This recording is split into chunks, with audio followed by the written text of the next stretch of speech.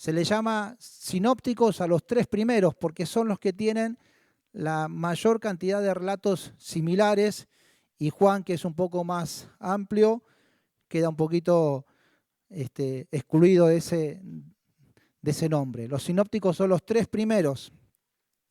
Y quiero hacer énfasis simplemente en Mateo, porque Mateo era aquel publicano, un cobrador de impuestos, que era odiado por su pueblo, y nosotros también le conocemos como Leví. Y lo que quiero mencionar a él porque es muy curioso su llamado. Se da en momentos después de que el Señor Jesús está en una casa en Capernaum. Algunos sostienen que era su propia casa, estaba allí en Capernaum. 4 amigos traen un enfermo y no había lugar, no podían llegar, así que abren el techo y lo hacen bajar por allí, lo ponen en medio de Jesús. Jesús, cuando lo ve, lo primero que dice es: tus pecados te son perdonados. Y bueno, había mucha gente en aquel lugar, había fariseos, escribas, y cuando escuchan que Jesús le dice a esta persona: tus pecados te son perdonados, comienzan a convulsionar. Ellos estaban: ¿cómo puede decir que perdona pecados? Solamente Dios puede perdonar pecados. Y bueno, Jesús le estaba tratando de enseñar que Él era justamente Dios. Así que Jesús les hace una pregunta y le dice: ¿qué es más fácil decir? ¿Tus pecados te son perdonados? ¿O levántate y anda? Y dicen, para que vean que el Hijo del Hombre tiene autoridad para perdonar pecados, le dice a aquel paralítico: levántate, toma tu lecho y anda. Y el paralítico se levantó. Así que aquello se transformó en una gran algarabía. El que estaba enfermo ahora estaba sanado. Los amigos que ya demostraron que tenían un montón de fe, ahora tenían la fe allá arriba, estaban con el tanque lleno de fe. Y toda la gente que estaba en aquel lugar, excepto los religiosos, comenzaron a dar gloria a Dios. Ellos estaban maravillados, llenos de asombro y de temor, y todos glorificaban a Dios. Jesús estaba en los inicios de su ministerio, estaba conformando su equipo de trabajo. Así que en aquella casa había un montón de gente súper idónea para que Jesús pudiera sumar a su equipo. El paralítico sanado, genial, lo podía llevar para todos lados, que fuera contando su testimonio. O aquellos 4 amigos rápidamente los pone a dar un seminario sobre fe. O cualquiera de todos aquellos que estaban glorificando a Dios. Sin embargo, Jesús se fue de aquella casa con los mismos discípulos con los que había entrado y no llamó a nadie de manera particular. Pero dice la palabra que salió de aquel lugar y se cruzó con Mateo, con Leví, que él estaba sentado en el banco de los tributos públicos cobrando impuestos a sus compatriotas. Mateo no fue a escucharlo. Obviamente todo Capernaum sabía que él estaba ahí. Cuando Jesús llegaba no pasaba desapercibido. El gentío, no había manera de que Mateo no supiera que Jesús estaba en esa casa. Sin embargo, él no fue a escucharlo. No sabemos si no le interesaba escucharlo. No sabemos si la tenía reclara de que no iba a ser bienvenido, así que ¿para qué se iba a acercar? No sabemos por qué Mateo no se acercó a Jesús. Lo que sí sabemos es que Jesús sí decidió acercarse a él. Y fue hasta donde él estaba. Y a este sí lo llamó. Y le dijo: sígueme. Y dice la Biblia que en aquel mismo instante Mateo, dejándolo todo, le siguió. De estos sinópticos, ¿por qué quería centralizarme solamente en este de Mateo? Yo la verdad que le hubiera preguntado a Jesús: Señor, en aquella casa tenías tan buenos elementos para llamar a que fueran tus apóstoles?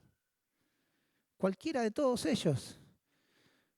¿Por qué fuiste a llamar a un cobrador de impuestos que ni siquiera te había ido a escuchar, ni siquiera estaba interesado en estar cerca tuyo?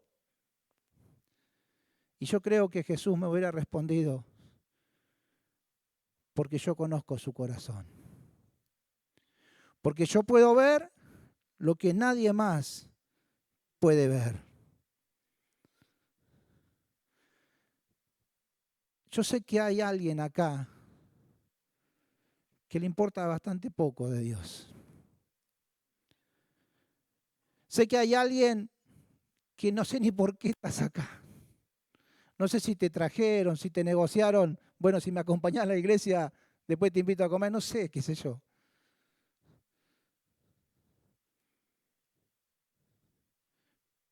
Pero aunque no viniste a buscar a Jesús, yo quiero decirte que Él sí te vino a buscar. Y aunque no sabemos por qué estás acá, yo quiero decirte que Dios había planificado este encuentro con vos de manera particular. Porque aunque pensás que nada te importa de Dios, Dios te ama con profundidad. Y Él conoce tu corazón. Y Él sabe más que nadie por todo lo que estás pasando. Él conoce tu vacío, aunque parecería que está lleno de muchas cosas. Él conoce tu soledad, aunque estás rodeado de mucha gente. Él conoce tus lágrimas, aunque lo que mostrás para afuera siempre es una gran sonrisa. Él conoce tus frustraciones, aunque los demás piensen que sos exitoso. Solo Jesús conoce la intimidad de tu corazón. Y hoy vino a extenderte una invitación y a decirte, sígueme, sígueme. Y es el anhelo de mi corazón que puedas tener la misma actitud que tuvo Mateo, quien lo dejó todo para seguir a Jesús. Los evangelios sinópticos fueron escritos para diferentes públicos. Mateo escribió para los cristianos de origen judío y su objetivo era demostrar que él era el Mesías esperado, el cumplimiento de las profecías del Antiguo Testamento. Marcos escribió a una audiencia gentil, específicamente a los romanos que se habían convertido, y él centraliza su relato de manera rápida y de acción y presenta a Jesús como el siervo sufriente y el Hijo del Dios Todopoderoso. Lucas, en cambio, escribe para los griegos o los gentiles educados y presenta a Jesús como el Salvador universal, humanizando su figura y resaltando su compasión por los pobres, por las mujeres y por las viudas. Cada uno de los evangelistas escribió diferentes historias, todos acerca de Jesús, pero enfocado en el público al que le estaban escribiendo. Y si bien el núcleo es común a todos, a los 4 evangelios, quiero leerte un pasaje que tiene una particularidad y es uno de los pocos en donde lo que se relata antes y lo que se relata después está registrado de manera igual en todos los evangelios. Quiero leer Mateo 17, los primeros 8 versículos, y dice 6 días después, y después vamos a ver por qué se toma un tiempo Jesús. 6 días después, Jesús tomó a Pedro, a Jacobo y a Juan su hermano y los llevó aparte a un monte alto y se transfiguró delante de ellos. Resplandeció su rostro como el sol y sus vestidos se hicieron blancos como la luz. Y aquí les aparecieron Moisés y Elías hablando con él. Entonces Pedro dijo a Jesús, Señor, bueno es para nosotros que estemos aquí. Si quieres, hagamos aquí 3 enramadas, una para ti, otra para Moisés y otra para Elías. Y mientras él aún hablaba, una nube de luz los cubrió, y aquí una voz desde la nube que decía, este es mi Hijo amado, en quien tengo complacencia, a él oíd. Y al oír esto los discípulos se postraron sobre sus rostros y tuvieron gran temor. Este es el pasaje central. Quiero contarte lo que pasaba antes y lo que pasaba después. En el antes comienza en todos los evangelios sinópticos con la confesión de Simón ante la pregunta de Jesús. Ellos estaban en Cesarea de Filipo y Jesús les pregunta, ¿quién dice la gente que yo soy? Así que ellos empezaron a decir, bueno, unos dicen que sos Juan el Bautista que ha resucitado, otro dice, algunos dicen que sos Elías o Jeremías o alguno de los profetas. Muy bien, dice Jesús. ¿Y ustedes, quién dicen que yo soy? Y Pedro rápidamente se apresura a decir, tú eres el Cristo, el Hijo del Dios viviente. Y Jesús dice, Simón, no hay chance de que se te pueda haber ocurrido esa revelación, eso solamente te lo pudo haber dicho mi Padre que está en los cielos. Y yo te digo que tú a partir de ahora serás llamado Pedro. Acto seguido, la revelación de que él era el Hijo de Dios ya estaba revelada de manera clara ante todos. Acto seguido, Jesús le declara específicamente que él será asesinado y que al tercer día resucitará.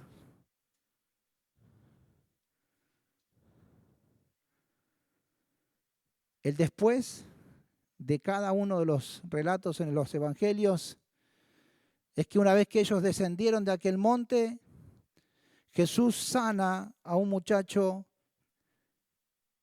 que estaba endemoniado, mostrando la autoridad que él tenía sobre las acciones del infierno y que el poder de Dios es más grande y deshace las obras del diablo.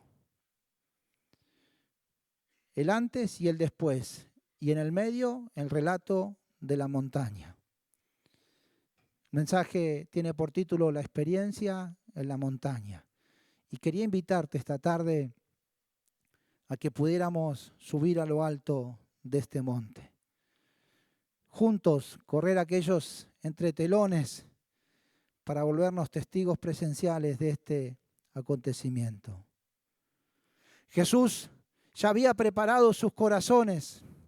Ya no había duda, la revelación había sido muy explícita. Él era el Hijo de Dios.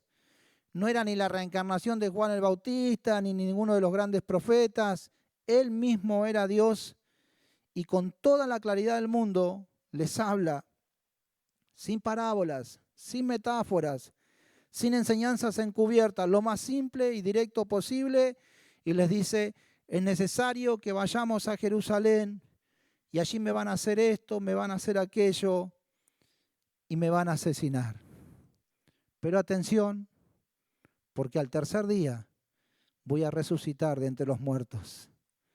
La información fue tan fuerte, que el Señor quería llevarlos a otro nivel, pero necesitó que pasaran algunos días para que pudieran procesar toda esa revelación de lo que muy pronto iba a acontecer. Lo primero que alguien podría preguntarse es ¿por qué solo fueron invitados a esta experiencia Pedro, Jacobo y Juan? ¿Será acaso que Dios tiene preferidos? Bueno, este es un tema que tiene mucho debate teológico, si Dios tiene preferidos o no. No tenga duda de ellos. Yo estoy convencido de que Dios tiene preferidos. ¿Y sabe quién es el preferido de Dios? Usted. Usted es el preferido de Dios. A usted lo ha elegido, lo ha escogido desde antes de la fundación del mundo. Antes de que existieran los ríos, los mares, antes de que los montes se elevaran sobre la superficie, antes de que las estrellas brillaran en el firmamento, dice la palabra que Dios ya te había pensado. Antes de que nada fuera formado, Él ya te tenía en su pensamiento. Dios ya te había pensado. Por eso Él te amó, te salvó, te llamó. Por eso Él dio la vida de su Hijo para que vos pudieras tener vida eterna y para que juntos pudieras transitar los caminos difíciles que nos tocan andar en esta vida. No tengas dudas, sos el preferido de Dios. Y Él te está invitando a subir con Él a lo alto de aquella montaña porque tiene algo glorioso que quiere mostrarte. Dios nos ha mostrado la grandeza de su amor. Nos ha amado a todos por igual. Pagó el mismo precio por cada uno de nosotros. La diferencia está en los que eligen estar cerca de Él. Lo que hace diferencia entre las vivencias de los discípulos es cuánto nosotros deseamos conocerlo, cuánto deseamos buscarlo, cuánto deseamos conocer su palabra, cuánto estamos dispuestos a vivir en obediencia, porque esas decisiones son las que nos van a permitir vivir la realidad espiritual de nuestro Maestro o quedarnos anclados en nuestras limitaciones humanas. Hoy Él está llamándote, invitándote a subir a su montaña. Jacobo, Pedro y Juan habían sido llamados por el Señor para que los acompañara a la cima de aquel monte. Y allí estaban los tres con una gran expectativa, esperando recibir un mensaje profundo, tal vez una revelación personal. Yo me imagino que Juan y Jacob estaban esperando recibir un nombre nuevo, porque a Pedro lo había rebautizado hace solo unos días atrás. Así que tal vez estarían pensando, bueno, ¿cómo nos vamos a llamar nosotros? Allí estaban ellos, expectantes de lo que el Señor diría. Pero Jesús no emitió palabra. Y en medio del silencio Él comenzó a transfigurarse. Su rostro se volvió como el sol en todo su furor. Sus vestidos comenzaron a irradiar una potente luz. Y como si todo eso fuera poco, aparecieron en aquel lugar al lado de Él Moisés y Elías, el dador de la ley y el restaurador de la ley, los dos junto a Jesús. Aquello fue tan sobrenatural que no fue necesario que nadie les dijera quiénes eran. La gloria era tan grande que ellos mismos se dieron cuenta de que eran Moisés y Elías. Piense que ellos no tenían manera de haberlos visto antes. Ni Moisés ni Elías estaban en las figuritas de ellos. No tenían un póster de estos grandes profetas en el placar de su casa. No tenían el número de WhatsApp de ellos, así que no podían mirar la foto de perfil. Claro, nada de todo existía. Así que no había manera de que ellos los conocieran. Pero la gloria de aquel lugar hizo que simplemente lo supieran. Y Pedro habló primero. Pedro siempre hablaba primero. La última vez que se había apresurado a hablar, había recibido una fuerte reprimenda de parte del Señor que le dijo, apártate de mí, Satanás. ¿Se acuerda? Evidentemente Pedro recibió bien el reto porque eso no lo inhibió de seguir siendo aquel que siempre tomaba la iniciativa para hablar. Me encanta que Pedro se dirigió solo a Jesús, más allá de que estaban Moisés y Elías en aquel lugar. Y él dijo, Señor, bueno es para nosotros estar en este lugar. ¿En qué otro mejor lugar hubieran podido estar? ¿Dónde quisiera estar usted si no a los pies de nuestro Señor Jesús? Así que Pedro tiene una genial idea y dice, ¿qué te parece si hacemos 3 enramadas? Una para vos, uno para Elías y otro para Moisés. Y yo me imagino a Pedro y a Juan diciendo, qué buena idea, le ayudamos a armar. Las enramadas eran unas tiendas precarias que ellos construían para celebrar la fiesta de los tabernáculos. Les recordaba cuando estuvieron en el desierto y que Dios estaba en medio de ellos. Juan escribe en el capítulo 1, verso 14, dice, y aquel verbo fue hecho carne y habitó entre nosotros, y vimos su gloria como del unigénito del Padre, lleno de gracia y de verdad.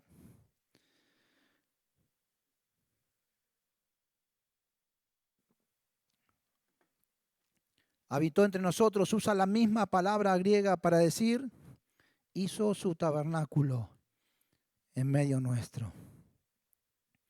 El Evangelio de Lucas nos refiere que Jesús, Moisés y Elías estaban hablando acerca de la cruz y de aquello que acontecería unos días más tarde en Jerusalén. Me imagino a los discípulos con una mezcla enorme de sensaciones encontradas, pero un deseo genuino de que Dios mismo estuviera en medio de ellos. Tal es así que ni siquiera Pedro pensó en hacer enramadas para ellos, sino que lo único que le preocupaba era que ellos tres se quedaran ahí con ellos en la cima de ese monte. Y dice la Biblia que mientras Pedro aún hablaba, una nube de luz los cubrió. Cuando nosotros leemos aquel momento en el que Moisés recibió las tablas de la ley en el monte Sinaí, dice la palabra que Dios se presentó en una densa nube. En otras versiones dice una nube espesa. Pero aquí Dios se estaba presentando en una nube de luz. Siempre recuerde que el Antiguo Testamento es sombra del Nuevo. Y lo que antes fue una densa nube, una nube pesada, ahora era una nube de luz, de claridad, de transparencia, de santidad. Dios estaba haciendo presente en aquella montaña y dejó escuchar su voz, diciendo las mismas palabras que había dicho quizás unos 3 años atrás, cuando Jesús era bautizado por Juan el Bautista en el Jordán. Y los cielos irrumpieron para decir, este es mi Hijo amado, en quien tengo complacencia, a él oíd. Ellos venían incorporando esta revelación de que Jesús era Dios, pero seguían siendo judíos y para ellos las personas más importantes en la historia de su pueblo eran Moisés y Elías. Y por causa del primero, ellos habían recibido la ley que los regía en todas las áreas de su vida, y por causa del segundo, aquella ley que en el pueblo había sido menospreciada, ahora estaba siendo restaurada. Y a partir de aquella montaña había un nuevo concepto que ellos debían incorporar a sus corazones y a su vida cotidiana, que era la gracia de Dios, el favor inmerecido del cielo. Ahora ellos estaban parados frente a la ley y frente a la gracia, y por algún instante la quisieron poner en el mismo nivel, le dieron la misma autoridad. Hagamos una enramada para cada uno de ellos. Pero Dios descendió en aquel lugar y su voz fue clara y sin dejar lugar a interpretaciones. Dijo, solo a Él tienen que oír y a ningún otro, a nadie más. Solo hay que escuchar a su Hijo amado. Jesús no vino a anular, ni a desautorizar, ni a fragmentar la ley. Él vino a cumplirla y la cumplió en plenitud. Y su enseñanza es que la gracia que Él imparte es más grande que la misma ley. Jesús les dijo, oíste que fue dicho ojo por ojo, diente por diente. Si te hacen esto, bueno, podés hacerle hasta lo mismo. Pero Jesús dice, pero yo os digo, al que te hiera la mejilla derecha, ponele también la izquierda. Al que te roba la túnica, dale también la capa. Oíste que fue dicho, amarás a tu prójimo y aborrecerás a tus enemigos. Pero yo os digo, dice Jesús, amad a vuestros enemigos y bendecid a los que os maldicen. Qué difícil, ¿no? Oíste que fue dicho, no cometerás adulterio. Pero yo os digo, cualquiera que mira a una mujer para codiciarla ya adulteró con ella en su corazón. Los estándares de la gracia siempre son superadores a los de la ley. Nunca la ley está en el mismo nivel que la gracia. No era fácil para ellos recibirlo, procesarlo, incorporarlo, porque como estamos estudiando en los GPS, en la vida de Pedro, ellos también estaban en construcción. Al escuchar la voz de Dios, ellos cayeron al suelo, postrados en adoración, con sus rostros contra el suelo. El rostro de Jesús brillaba como el sol, sus vestiduras blancas como la luz, y una nube que los cubría y hacía oír la voz del Padre. ¿Qué otra cosa podían hacer que arrojarse al suelo en adoración? Dice el verso 7 al 9. Entonces Jesús se acercó y los tocó y dijo, levantaos y no temáis. Y alzando ellos los ojos, a nadie vieron sino a Jesús solo. Y cuando descendieron del monte, Jesús les mandó diciendo, no digas a nadie nada la visión hasta que el Hijo del Hombre resucite de los muertos.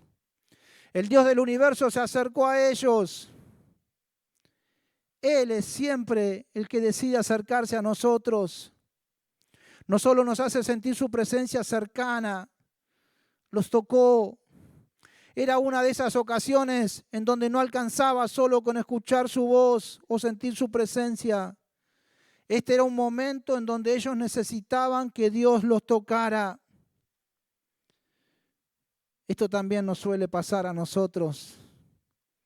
En algunos momentos de nuestra vida su palabra nos da dirección, su presencia nos da seguridad, pero necesitamos que Él toque nuestro corazón para que pueda ser restaurado.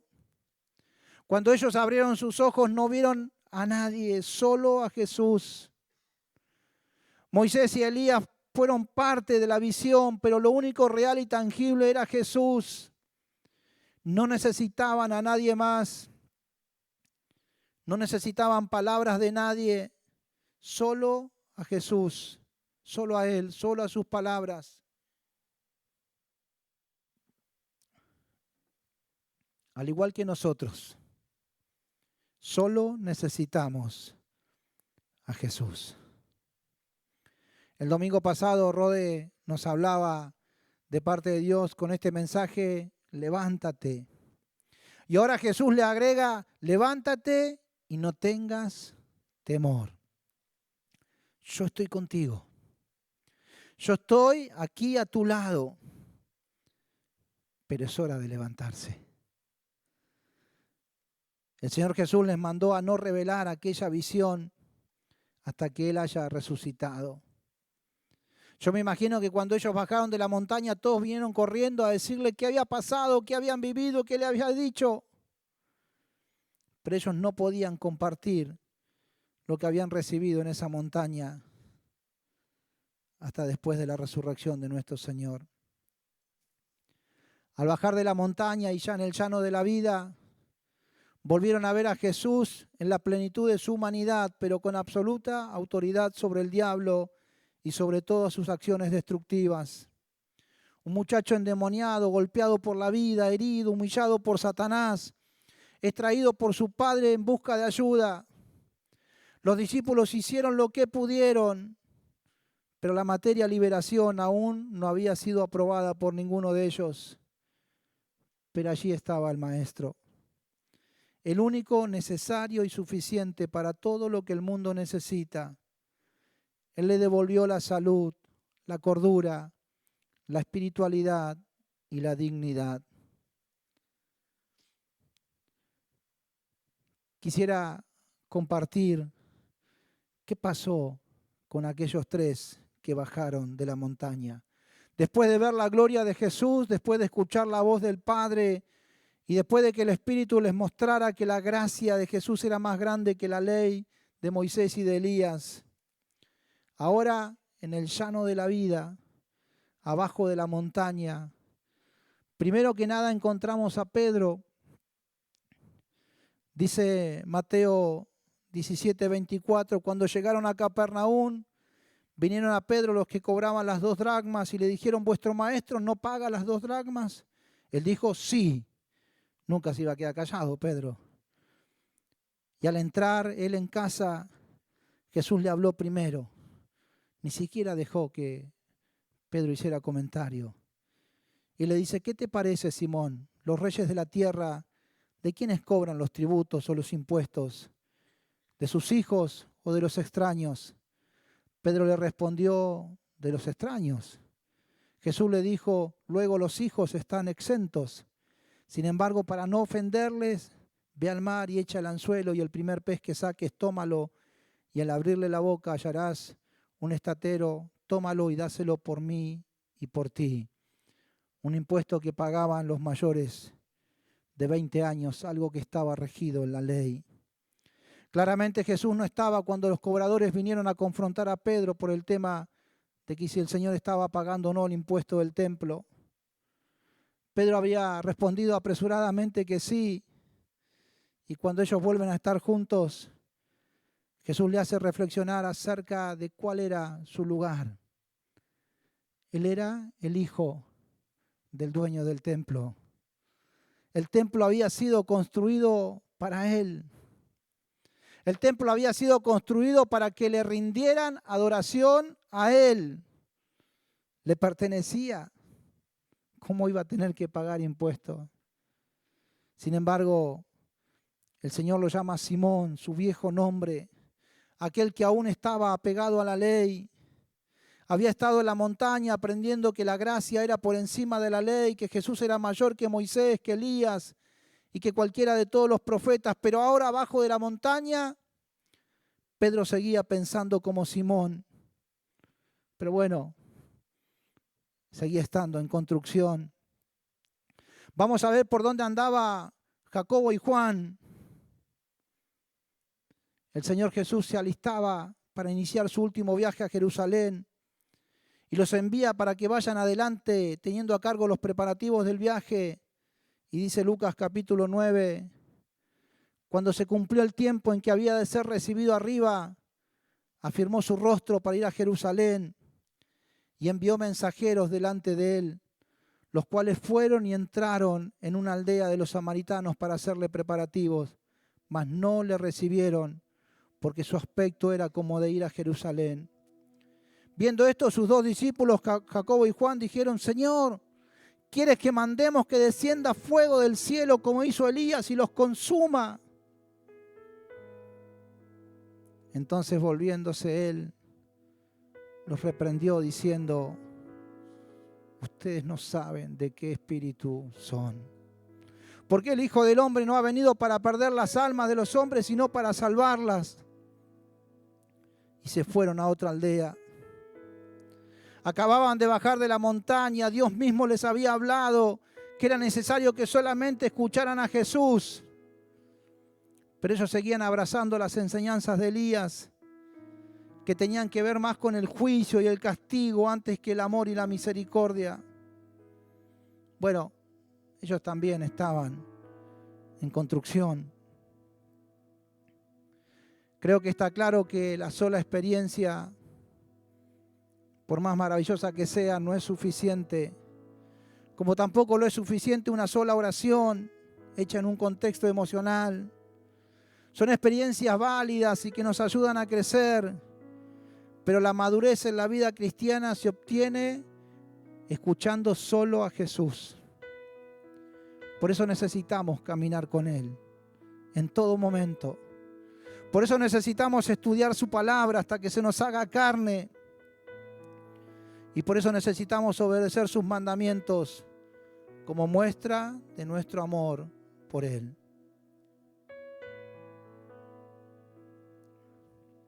Probablemente usted conozca el final de cada uno de ellos, de estos 3 que pasaron por la experiencia de la montaña. Pedro finalmente quebró la ley que tenía arraigada en el corazón y se transformó en el primero en ir a predicarle a los gentiles. Allí en la casa de Cornelio, el centurión romano. Jacob se transformó en el primer mártir entre los apóstoles. Y Juan, aquel que un día sugirió, ¿por qué no orar para que caiga fuego del cielo y aniquile a toda una aldea?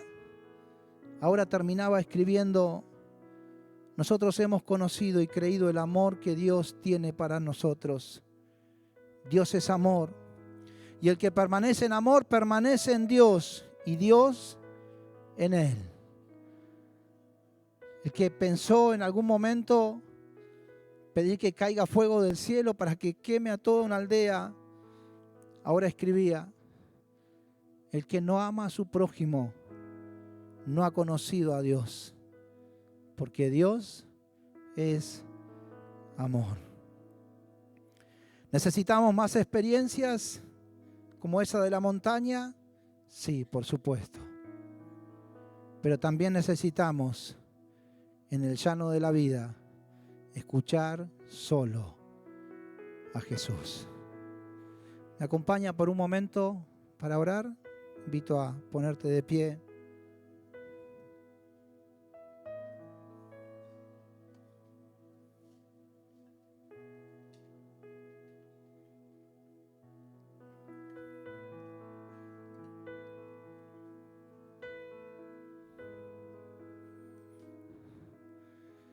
Quisiera que pudieras guardar 3 conceptos en tu corazón en esta tarde. El primero es que sepas que sos un elegido, una elegida por Dios. Que sos su preferido. Que sos su preferida. Que quiere estar contigo. Que por eso va a invitarte una y otra vez a tener experiencias con Él, en donde se transforme, se revele, te muestre su gloria. Experiencias en donde puedas escuchar la voz del Padre, en donde puedas ver esa nube de la presencia de Dios. Pero tenés que saber que en el andar diario de la vida necesitamos escuchar solo la voz de Jesús. Porque hay muchas voces. Hay voces de amigos, hay voces de consejeros. Probablemente haya voces de gente con buena intención.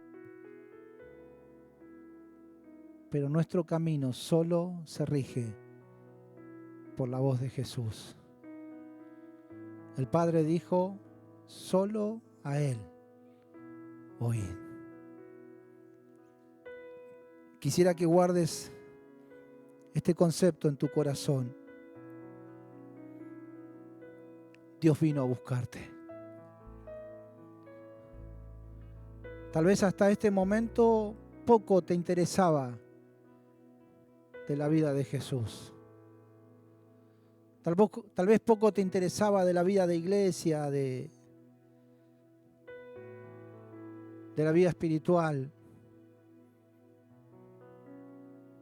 Estás ocupado en tus cosas, en tus asuntos, pero estás vacío, triste.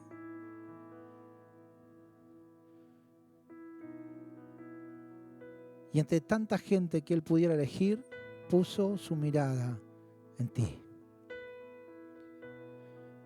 Porque Él conoce tu corazón.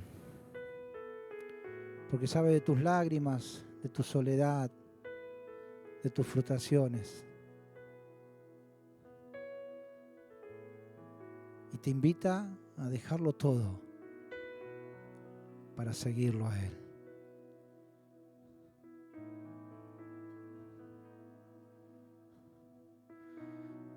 Señor, en el nombre poderoso de Cristo Jesús, queremos rogarte que podamos tener muchas experiencias como esta de la montaña. Queremos verte en gloria, queremos oír al Padre, queremos recibir instrucción del Espíritu. Queremos caer de rodillas ante tu presencia. Pero necesitamos aprender que necesitamos ser envueltos en tu gracia. Necesitamos aprender que solo tu voz es la que nos puede dar dirección correcta. Te bendecimos, Señor. Te damos gracias por tu presencia en nosotros. En el nombre de Jesús. Amén.